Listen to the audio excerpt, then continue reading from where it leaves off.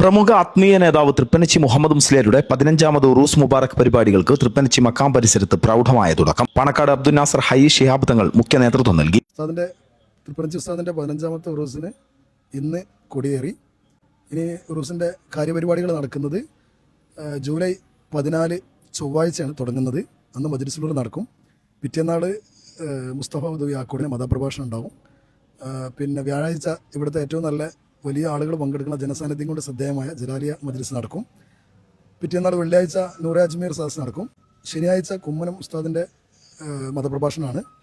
ഞായറാഴ്ച സയ്യിദ് സ്വാദിഖ് അലി ശിഹാബ് തങ്ങളുടെ നേതൃത്വത്തിൽ സമാപന സദസ്സ് നടക്കും. അന്നദാനവും മറ്റു പരിപാടികളൊക്കെ അതിലുണ്ടായിരിക്കും. അതോടുകൂടി നമ്മുടെ പരിപാടി സമാപിക്കും. അങ്ങനെയാണ് ഈ ഉറൂസിൻ്റെ പരിപാടി നമ്മൾ സെറ്റ് ചെയ്തിട്ടുള്ളത്. നിരവധി വിശ്വാസികളും സാമൂഹിക രംഗത്തെ പ്രമുഖരും ചടങ്ങിൽ സംബന്ധിക്കും. വരും മാസം ജൂലൈ 14 മുതൽ ജൂലൈ 19 വരെയാണ് മക്കാം കമ്മിറ്റിയുടെ നേതൃത്വത്തിൽ വിപുലമായ പരിപാടികൾ നിശ്ചയിച്ചിരിക്കുന്നത്. തൃപ്പനച്ചിയിൽ നിന്നും 93 കേരള.